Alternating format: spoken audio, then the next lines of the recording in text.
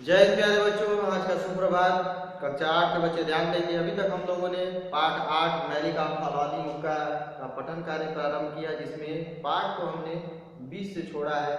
उसके पश्चात हम पठन कार्य आगे की ओर बढ़ेंगे, जिसमें पृष्ठ संख्या 22 पर आप देखेंगे कि सबसे अंतिम जो पैराग्राफ है, बीच का जो पैराग्राफ है, 20 पेज से हम स्टार्ट करेंगे, शुरू करेंगे। तो आप देखेंगे इसमें बचपन से ही मैरी की खेलकूद में गहरी दिलचस्पी रही है। मैरी यानी मैरी कॉम, जो मुक्केबाज है मैरी कॉम, उनकी खेलकूद में गहरी रुचि रही है, दिलचस्पी रही है। स्कूली दिनों में वे फुटबॉल के खेलों में हिस्सा लेते थे, यानी जब वो विद्यालय में पढ़ती थी, स्कूल जाती थी, तो फुटबॉल खेलने में उनकी रुचि थी। अच्छी एथलीट थी, अच्छी एथलीट यानी जिम्नास्ट, खेलकूद के मामले में वो अच्छी एथलीट थी। आपकी 1998 में उन्हें मुक्केबाजी का शौक जागा, यानी स्कूली आयु में, स्कूली उम्र में, स्कूल जाते वक्त जब इन खेल कूदों में उनकी दिलचस्पी रही थी, फिर उसमें एक समय आया 1998 के समय में उन्होंने किसमें रुचि ली? आपकी मुक्केबाजी में। और शौक ही नहीं जागा, बल्कि उन्होंने मुक्केबाजी को ही अपना भविष्य बनाने का फैसला कर लिया। बाकी सारे एथलीट होते हुए उन्होंने बाकी सारे खेलों से विरक्ति ले ली और मुक्केबाजी के क्षेत्र में ही अपना कैरियर बनाने के लिए उन्होंने फैसला किया। एक गांव की फुटबॉल खिलाड़ी का मुक्केबाज बनने का फैसला भी काफी दिलचस्प था।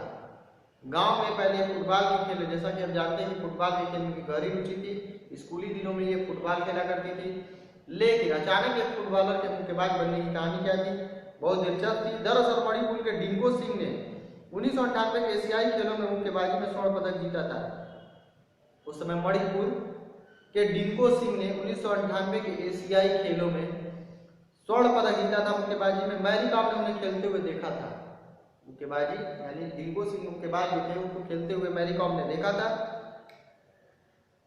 मैरी कॉम ने खेलते हुए देखा था। चारों तरफ डिंगो सिंह के नाम की धूम थी, मणिपुर के लोग भी झूम रहे थे। उसी समय मैरी ने मुक्केबाज बनने का फैसला किया, यानी मणिपुर का था डिंगो सिंह, जो थे मणिपुर के थे, और मणिपुर के लोग डिंगो सिंह की जीत की खुशी में झूम रहे थे। चारों तरफ उनका नाम था, उनके नाम के चर्चे थे। ये सब देखकर मैरी कॉम ने भी मुक्केबाज बनने का निर्णय लिया, उससे बहुत प्रभावित हुई। मैरी ने ठान लिया कि चाहे जो कुछ भी हो जाए, वे अपने लक्ष्य को हासिल करके रहेंगे। मैरी कॉम ने निश्चय किया कि एज ए फुटबॉलर होते हुए भी एक मुक्केबाज बनना बहुत मुश्किल कार्य है, क्योंकि आप जिस खेल के बारे में नहीं जानते हैं, उसे नए सिरे से सीखना, फिर उसमें श्रेष्ठ प्रदर्शन करना और श्रेष्ठ पद लेना काफी कठिन कार्य होता है। तो उन्होंने क्या किया? दृढ़ निश्चय किया कि वो मुक्केबाज बनते रहेंगे, वो इस लक्ष्य को हासिल करके रहेंगे जो आज डिंगो सिंह के पास है। लेकिन इसके लिए उन्हें कई चुनौतियों से पार करना था। मुक्केबाज बनने के लिए उन्हें कई चुनौतियां पार करनी थी। सबसे बड़ी चुनौती थी घर वालों को राजी करना।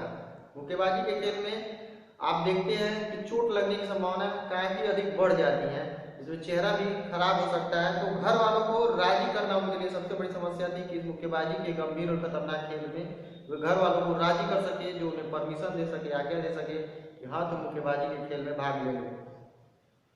क्योंकि साधारण जगह पर रहने वाले साधारण लोग मुक्केबाजी को पुरुषों का खेल समझते थे। लोग ये भी मानते थे कि मुक्केबाजी का खेल जो है ये सिर्फ पुरुषों के लिए है, लड़ाई भिड़ाई का जो एक कार्यक्रम होता है पुरुषों के लिए है। इसका घर वालों को मनाना आसान कार्य नहीं था।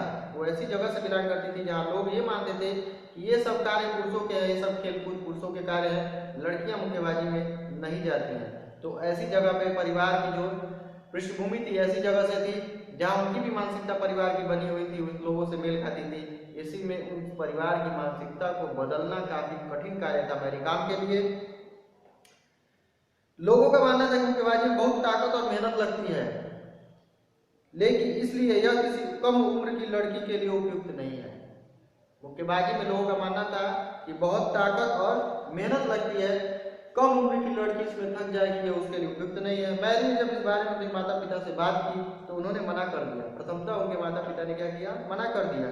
लेकिन मैरी ने तो ठान लिया था, उन्हें हर कीमत अपने लक्ष्य को हासिल करना था। मैरी ने अपने माँ बाप को बिना बताए, अपने माता पिता को बिना बताए मुक्केबाजी का प्रशिक्षण लेना आरंभ कर दिया। मुक्केबाजी का प्रशिक्षण लेना आरंभ कर दिया। इसी दौरान उन्होंने कुमाल लंपक स्पोर्ट्स कॉम्प्लेक्स में लड़कियों को मुक्केबाजी करते हुए देखा। इसी बीच में उन्होंने कुमाल लंपक स्पोर्ट्स कॉम्प्लेक्स में लड़कियों को मुक्केबाजी करते हुए देखा। फिर तो मैरी के सपनों के पंख लग गए, यानी मैरी को ये दिख गया कि वो अकेली नहीं है, उसके जैसी और भी लड़कियां जो मुक्केबाजी के क्षेत्र में आना चाहती हैं। तो इससे उनको बल मिला और वे अपने गांव से इम्फाल गई। वहां राज्य के मुक्केबाजी कोच एम नरजीत सिंह से मुलाकात की। इम्फाल गए, मणिपुर की राजधानी इम्फाल। वहां राज्य के स्तर पर जो मुक्केबाजी के प्रशिक्षण देने वाले थे प्रशिक्षक थे, एम नरजीत सिंह से मुलाकात की और प्रशिक्षण देने का निवेदन किया। सिंह ने उनका निवेदन स्वीकार कर लिया। मैरी की लगन देखकर कोच काफी प्रभावित हुए। वे इस खेल के प्रति जितनी समर्पित थी उतनी ही निष्ठावान थी, यानी अपने काम के प्रति पूरी तरह समर्पित थी। उनकी लगन अपने काम के प्रति पूर्ण रूप से थी।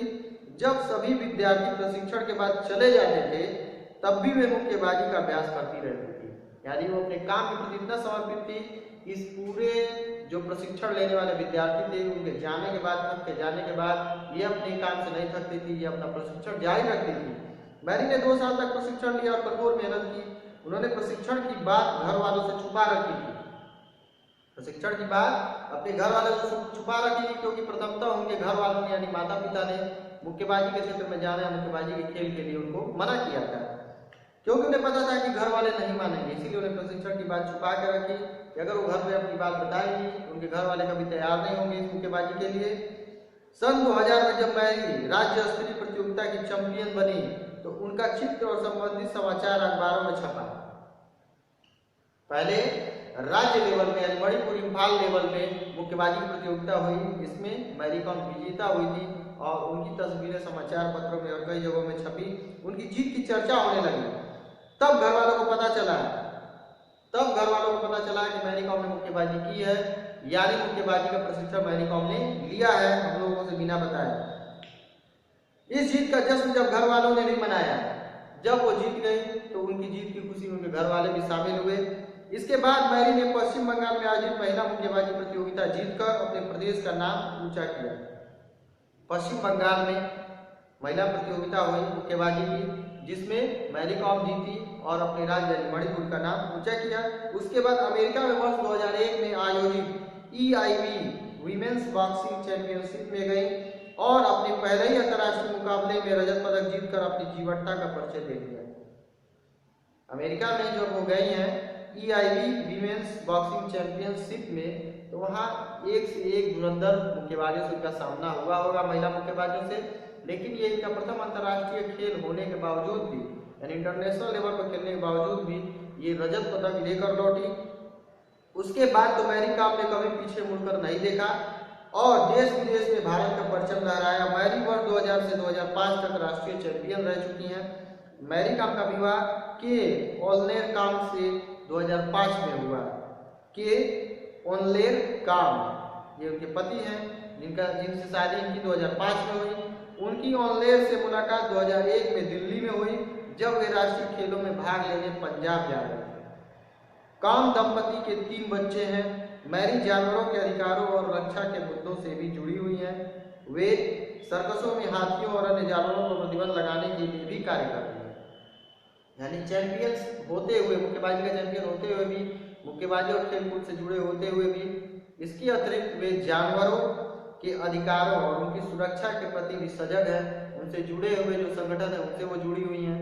सर्कस वगैरह में जब आप जाते हैं तो जानवरों के साथ जो भी इंटरटेनमेंट होता है, जानवर जो है आपका मनोरंजन करते हैं, लेकिन सर्कस में रहते हुए उनको किस तरह प्रताड़ना दी जाती है, कैसे उनको रखा जाता है, तो ये सब चीजें जो है उनकी स्वतंत्रता बाधित होती है। इन सब चीजों पर जो जानवरों के सुरक्षा के लिए जो संगठन है, जो NGO है, जो स्वयंसेवी समूह है, जो जानवरों की सुरक्षा और उनके जीवन के लिए तत्पर रहते हैं, समर्पित रहते हैं, उसी संस्था से मैरी कॉम भी जुड़ी है। उनका मानना है कि सर्कसों में जानवरों से मनमाना कार्य करवाने के लिए उनसे क्रूरतापूर्वक व्यवहार किया जाता है। यानी सर्कस में जानवरों को मनपसंद, लोगों के मनपसंद खेल दिखाने के लिए उन्हें टॉर्चर किया जाता है, उनसे बर्बरतापूर्वक व्यवहार किया जाता है, जिससे मजबूर होकर वो दर्शकों के अनुरूप अपना खेल दिखाते हैं।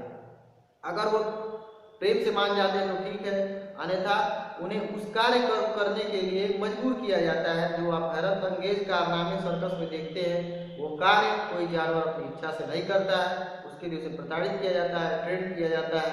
ये सब चीजें होती हैं जिसे रोका जाना चाहिए। वे जानवरों के अधिकारों से जुड़ी संस्था पेटा से भी जुड़ी है।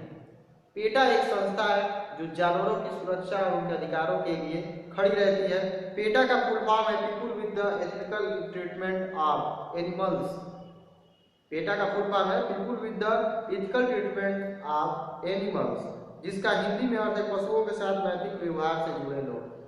यानी पशुओं के साथ नैतिक व्यवहार कीजिए, पशुओं के साथ अच्छा व्यवहार कीजिए। ये संस्था इस पर फोकस करती है, पशुओं की सुरक्षा और अधिकार के लिए ये संस्था कार्य करती है। तो ये अभ्यास पठन कार्य आपका समाप्त हो चुका। अब हम अगली कक्षा में अभ्यास प्रश्नों की ओर बढ़ेंगे। अभी के लिए आपकी कक्षा समाप्त।